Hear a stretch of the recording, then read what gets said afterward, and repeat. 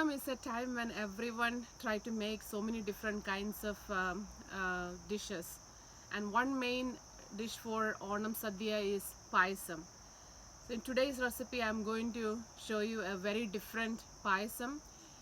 If you don't have the time to go to the Indian store to get the ada or vermicelli like semia, any of those, you can make the payasam with pasta.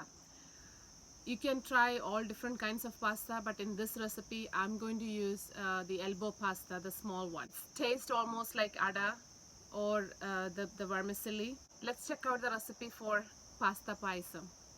Let's look through the ingredients for the pasta payasam. Pasta, you can see I am using the elbow pasta, but if you are using the other big ones like rotini or penny pasta, make sure you cut it into half after you cook it.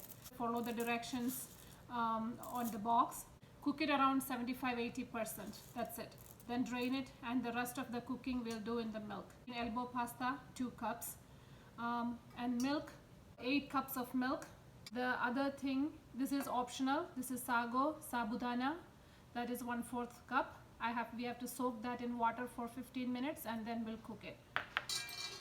Raisins, and you can add cashews too if you want. I'm only using raisins. We have to fry that. Then for the sweetness, instead of sugar, I'm going to use condensed milk. So this is 14-ounce can, which is 396 grams. So that should be enough for this. But if you think it's not too sweet, you can always add 3-4 tablespoons of granulated sugar. And of course cardamom powder for flavoring. Let's do the cooking. So you can see I have the water boiling for the pasta and I'm boiling the milk.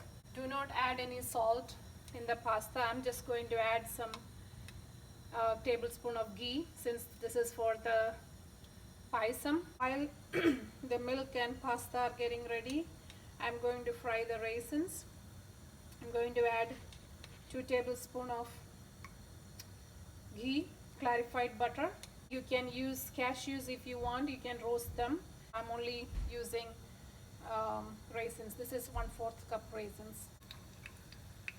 Stir this. You can see this is ready. See, it's fried nicely, and we will keep that aside. While the milk and pasta getting ready, let's also cook the sabudana, the sago. Add around 3/4 cup to 1 cup of water to cook that.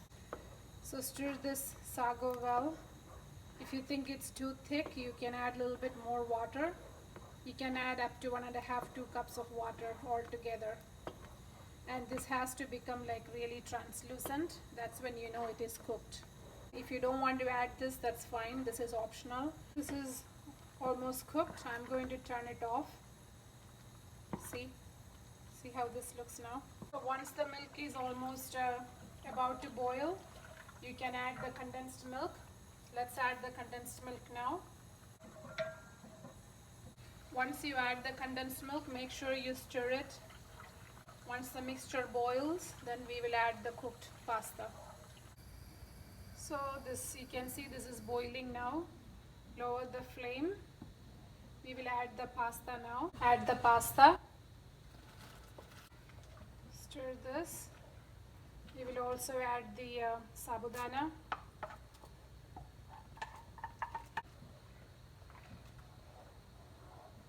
While this is still cooking, let's add a 1/4 teaspoon of salt to normalize the taste. Now we will also add the cardamom powder. I'm adding 1/2 tablespoon cardamom powder. If you have ginger powder, you can add a little bit of that too. That adds a very nice flavor to the payasam. So it's almost 7 minutes now. This is boiling really well.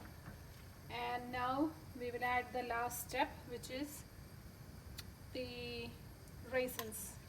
So add it. You can add the ghee too. So payasam is ready, and we need to allow this to cool. The payasam it becomes more thicker and tastier maybe after 30 minutes once it cools down.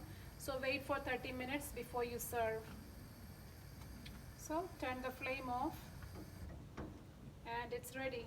Stir this in between while it's cooling down. It's just like semia. The paisam is ready. So this Onam, if you don't have ada, don't worry. You can use this pasta. Any kind of pasta will work. For now, the pasta paisam similar to semia. Bye bye.